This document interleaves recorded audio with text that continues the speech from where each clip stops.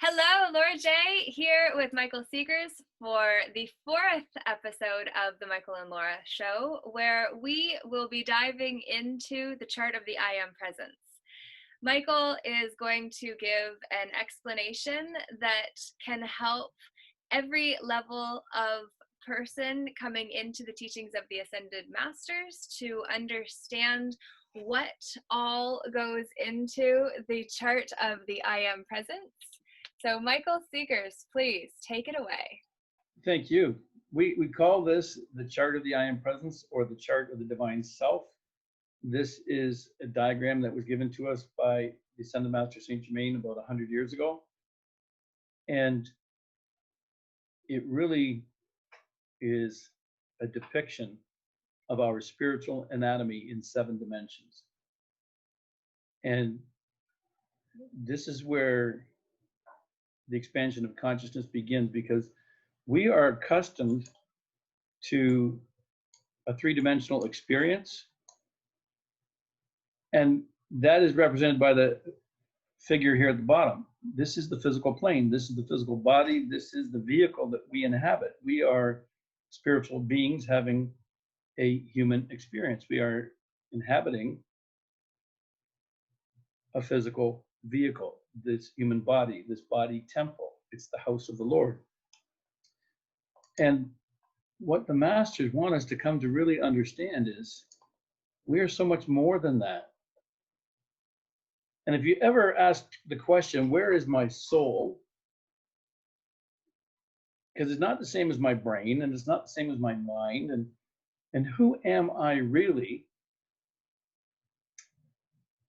Really, I am an individualized expression of the universal I am, that is the one being that exists throughout all of creation. And you can call that being God, you can call it Source. It's the universal consciousness that is the fabric of the universe, both physical and spiritual. And so in this diagram, we're looking at the source level of consciousness here in the upper figure in the planes of spirit. Down here is the planes of matter. And here at the very center is the I Am Presence. It's the I am that I am, the individualized expression of the oneness of being that God is. We're all part of God. We're all divine beings. Just a drop in the ocean, but having all the same qualities, characteristics, and potential that God has. We are that I amness. And the I Am Presence is surrounded by, we see these beautiful colored rings, which are actually spheres. They surround the I Am Presence, and these spheres comprise what is called the causal body. And the causal body is a storehouse of energy. It's a storehouse of resources. It contains the energy of every perfect thought, word, and deed that we have ever expressed in all of our many thousands of lifetimes. It also contains our original endowment that God gave us when our identity was created. And so everything that we will need for our journey through the planes of matter and wherever we go in whatever universes, all the resources required to fulfill that divine destiny, that dharma, are stored here in the causal body, and they're stored according to the energy type, which is described with these different color rings. So energy that is of the nature of the will of God, of the divine blueprint, of power and protection, is stored in the blue sphere. And energy that is of the nature of truth and healing and science and abundance is stored in the green sphere. And energy that is of the nature of wisdom and the illumined mind and enlightenment is stored in the yellow sphere. So all energy types are qualified and stored accordingly. And we see radiating out from the center of the I Am Presence, these light rays. And when I use the word light, I'm describing, in the words of the masters, luminous, self-intelligent substance. It is source energy. It actually has the potential, the ability to become anything. It knows everything. It is of the nature of the mind of God. It has infinite potential. And this energy, we're going to trace down from the heart of the I Am Presence as it moves towards the lower vibrations. It's leaving the planes of spirit. We see the little image of the white dove. It's representing the Holy Spirit. And this energy is coming down towards the physical plane. And on the way down, we have the dividing line. The mediator is the Christ consciousness. It's also called the higher mental body. And this is dividing line between the planes of spirit above and the planes of matter below. And the Christ consciousness is what Jesus came here 2,000 years ago to demonstrate. And his message was very simple and it was very misunderstood. He wanted us to become like he had become, a perfected being, embodying in fullness the Christ consciousness. And when Jesus said, "No man goes to the Father but by me," he wasn't talking about himself personally. He was talking about the Christ consciousness. You can't get from the human level up into the divine level unless you pass through the Christ consciousness. And we follow this light, this source energy, down into the planes of matter. And here we have the physical body, the body temple, and the energy is coming in. And this is the energy that is the energy of life. It's what sustains us.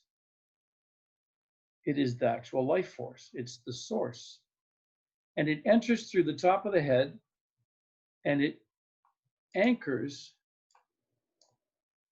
in what is called a chakra. It's an energy center. And that's where the source energy begins its work, radiating, powering the physical body. And I'm going to show you now the chakra system.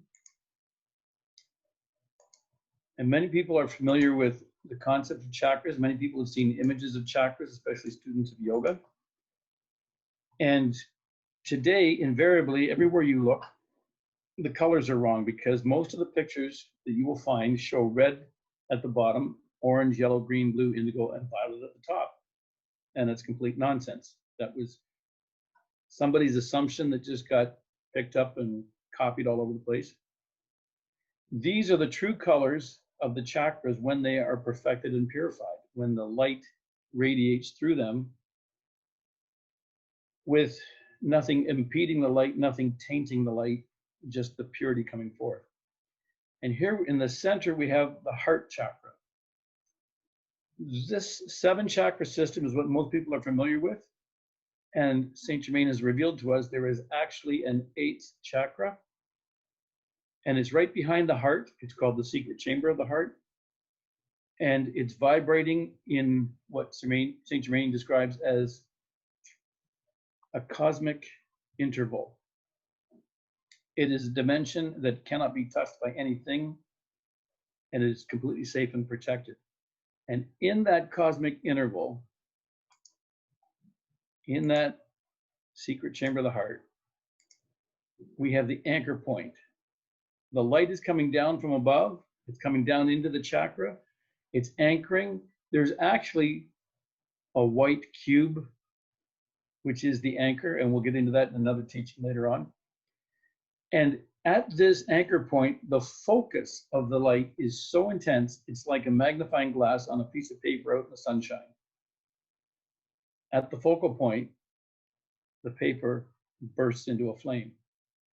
And here, in the focal point of the secret chamber, the light, the luminous self-intelligent substance, bursts into a flame. It's 1/16 of an inch tall. It's called the threefold flame of life. It has 3 plumes, blue one, yellow one, pink one. And we describe these as Father, Son, and Holy Spirit. We describe these as power, wisdom, and love. We describe these as Brahma, Vishnu, and Shiva. If you are of an Eastern orientation, if you're a student of Hinduism or yoga, you might relate to that. And this little flame, 1/16 of an inch tall, is pulsating and powering the entire human vehicle. That little flame sends its energy into the 7 chakra system. And so when we look at light, ordinary light, and we shine white light through a prism, we see a rainbow come out. And we are taught in science that the 7 colors of the rainbow are just different components of the white light. And when all those components are combined, you get the full expression of the light, and it's completely white. Well, the light that is the source energy also is broken down into its components, just as we saw in the causal body. We saw the different spheres, the different color bands of the causal body, all relating to the different qualities of the different frequency ranges. And so here we have, coming out of the secret chamber of the heart, radiating now into the 7 chakra system, the 3 primary aspects of the white light, blue, yellow, and pink, now being distributed through the chakras, each chakra acting like a transformer and working with a particular frequency, and now differentiating that energy from a trinity into a septenary expression. So there are 7 frequencies being expressed, and each one working through a particular chakra. So the white light coming from the source, from the heart of the I Am Presence, is now in the human body, lowering its vibration into the physical plane. The chakras take that energy and move it into the glandular system. And if we study anatomy and physiology, we discover that there are 7 glandular systems, and they each correspond to one of the chakras. And when we look at the types of energy expression,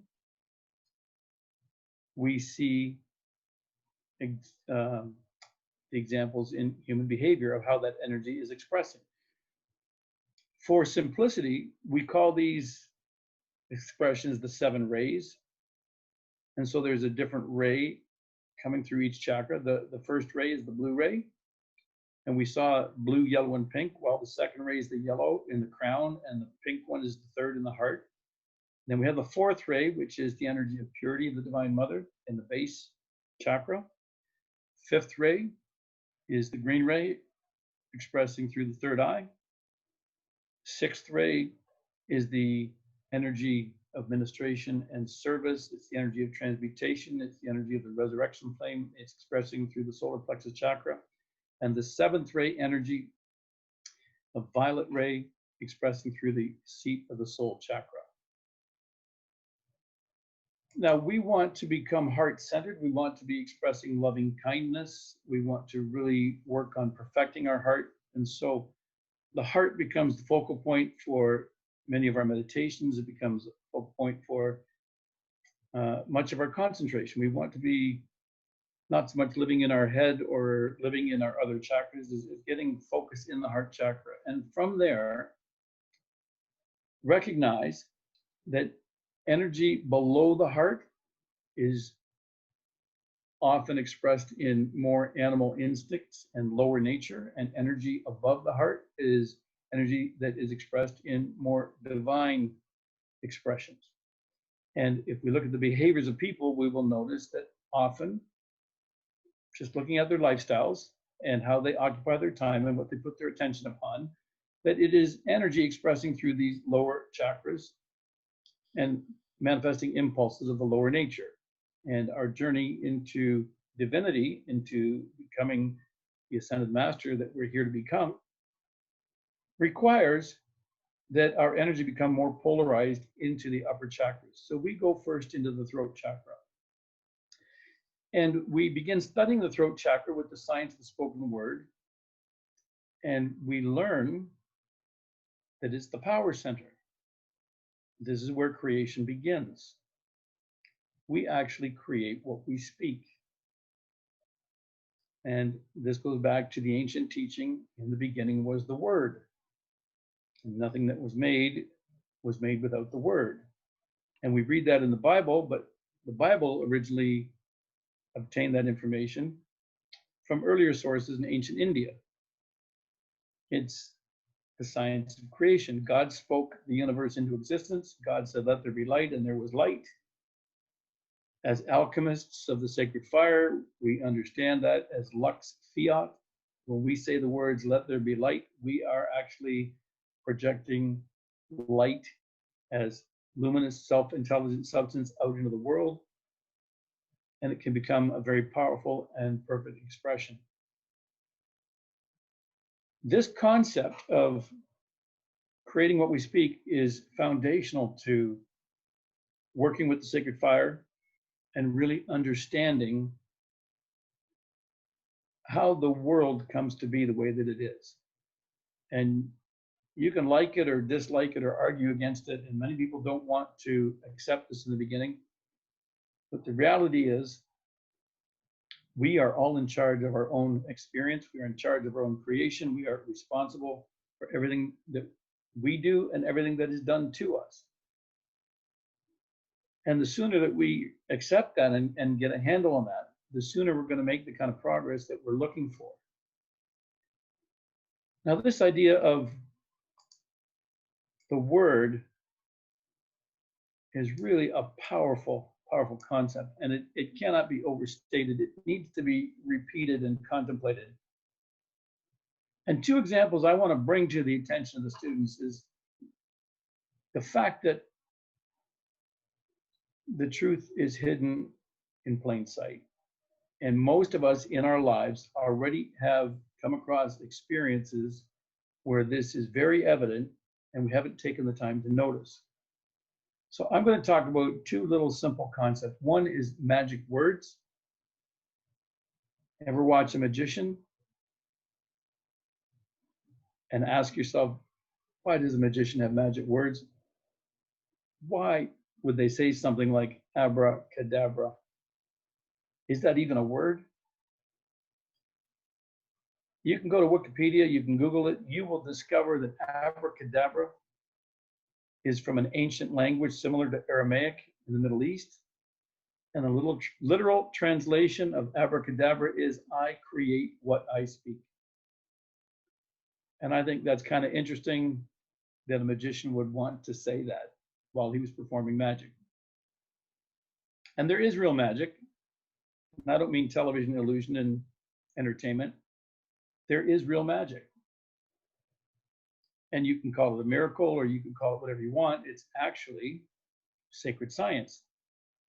Nothing operates outside the laws of nature, outside the laws of cosmos. Everything operates according to divine principles. We just need to learn those principles. And one of those principles is we create what we speak.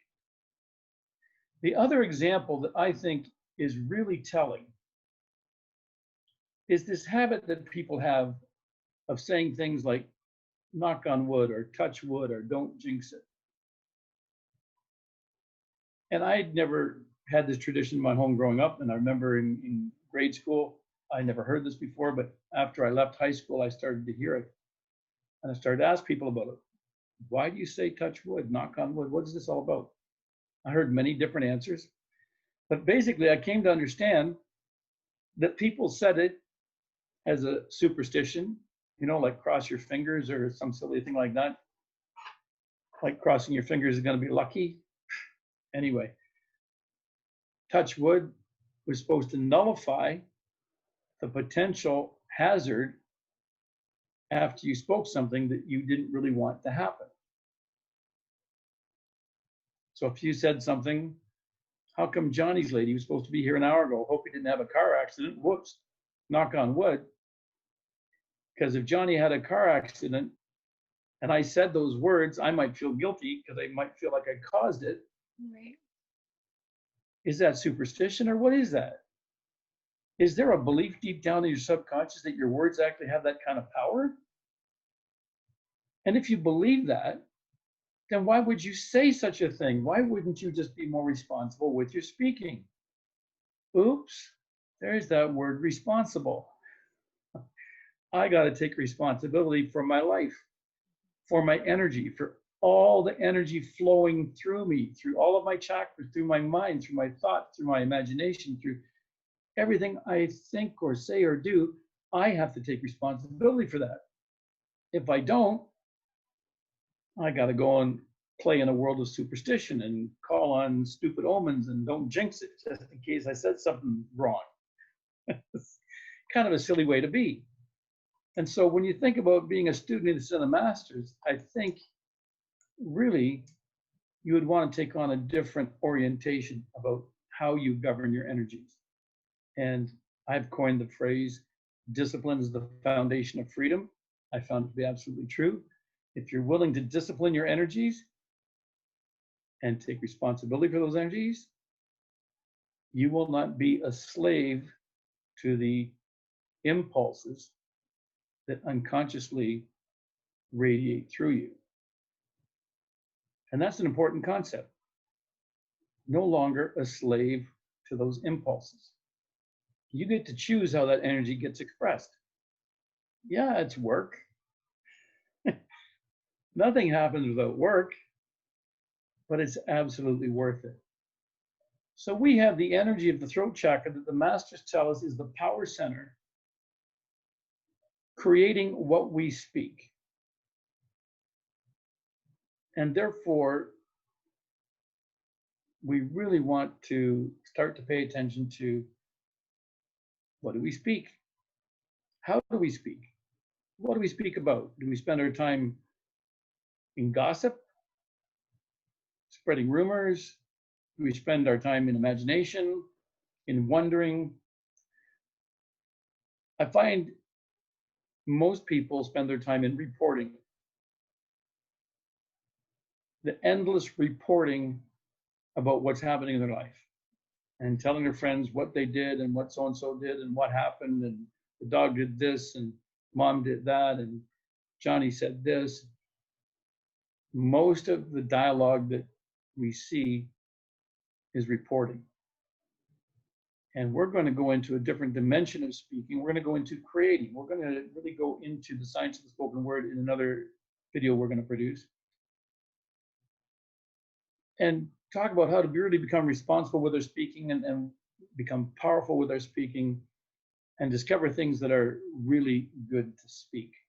Absolutely brilliant. Thank you very much, Michael Seegers, for that in-depth presentation of the chart of the divine presence. And if you would kindly give an overview of what you shared, that could be really helpful just to bring together the lesson that you offered us today. Yes, we'll do that real quickly. Just going back to this chart given to us by the Son of Master Saint Germain is a diagram of our spiritual anatomy, and it represents the totality of a human being in 7 dimensions. The lower figure represents our physical body here in the physical plane, moving up to the mediator, the Christ consciousness, the dividing line between matter and spirit. Moving higher into the planes of spirit, we come to the source, who we truly are, the I am presence, the I am that I am, which is the individualized expression of the one being that is all of existence, which is God, which we are a part of. We are just a drop in that ocean of being. And the I am presence is surrounded by the spheres of the causal body, which contains all the energy of all of our perfect thoughts, words, and deeds of all of our past incarnations. It also contains the treasure house, the storehouse of all the gifts and all the blessings that God has given to us so that we would have everything that we need for our journey throughout all of our lifetimes. And the life force energy flowing out of the heart of the I am presence, the luminous self-intelligent substance that is omniscient, that does know everything, that does contain the mind of God, that has the potential to become anything, is coming down from the source into the physical body And it is the energy that powers the physical body. It anchors here in the physical body in a chakra that is called the secret chamber of the heart. In that secret chamber, it focuses very intensely and it bursts forth into a flame, the threefold flame of power, wisdom, and love, Father, Son, and Holy Spirit, Brahma, Vishnu, and Shiva. That energy is radiating out into the 7 chakra system. And we see that flow of energy into the upper chakras, into the lower chakras, expressing the qualities of those chakras as that energy is being stepped down in vibration into its various frequency components, moving into the glandular system and powering the human body.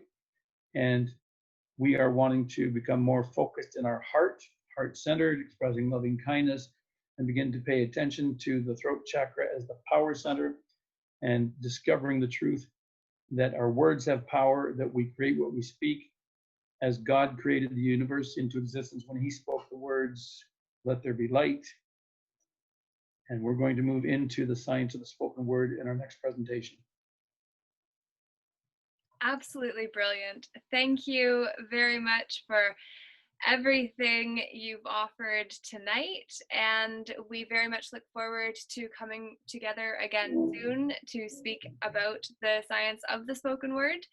And so remember to be kind to yourself and to speak compassionately and to honor your whole self instead of just the part that you can see. Remember that thoughts are things that bring form to the life that we lead, and ultimately we get to decide how we're going to show up in this world.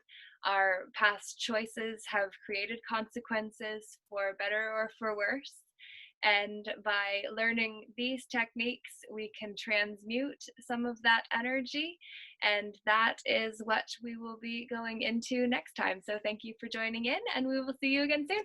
Have a great night. Toodaloo. Thank you. Have a good night.